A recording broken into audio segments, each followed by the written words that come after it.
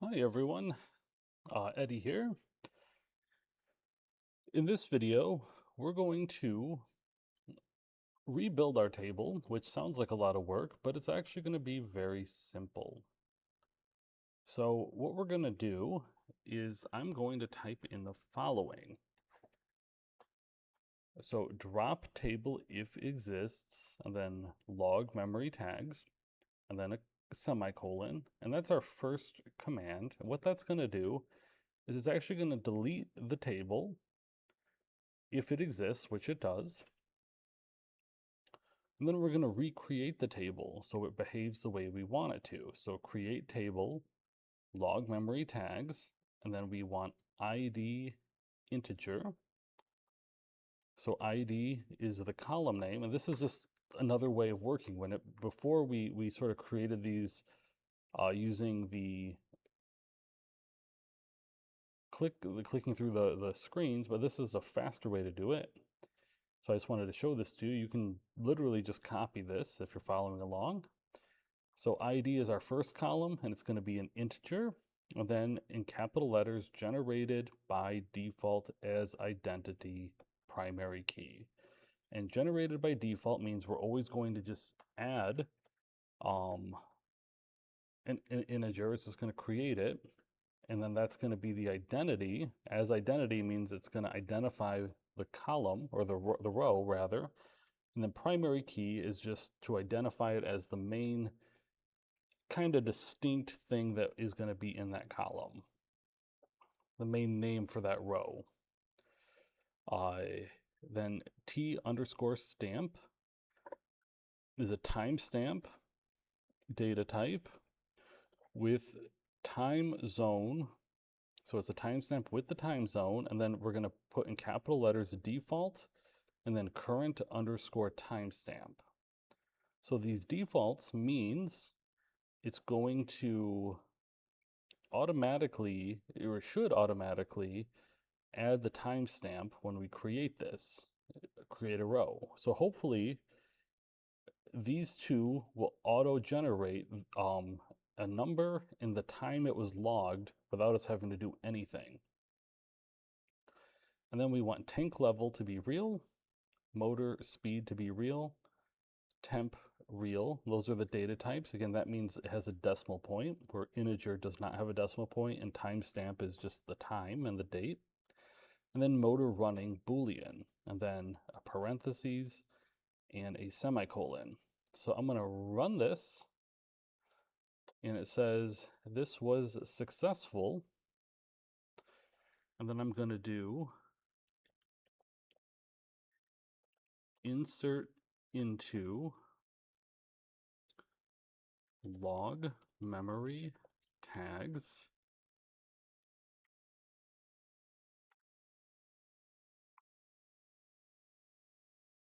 And then I'm going to put, I have my history here, so we can just copy this if we want, actually.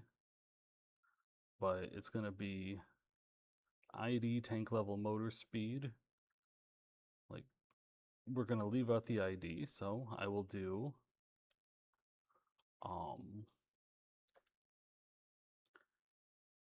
tank level motor speed temp in motor running, and then I'm going to hit the space bar and type values, and that's going to be, so the tank level value is going to be, let's say 90.0. The motor speed is going to be 1100.1. The temp is going to be 98.6, and the motor running is going to be true. And then we will put a semicolon here, and I'll see if I type that out correctly. And I didn't.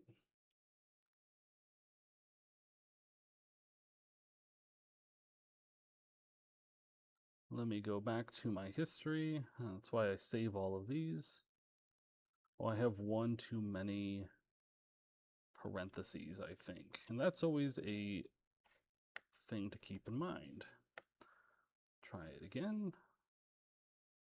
There's the other extra parentheses, and there it works. So insert into log memory tags. These are going to be the values, or the columns, and these are going to be the corresponding values in the same order.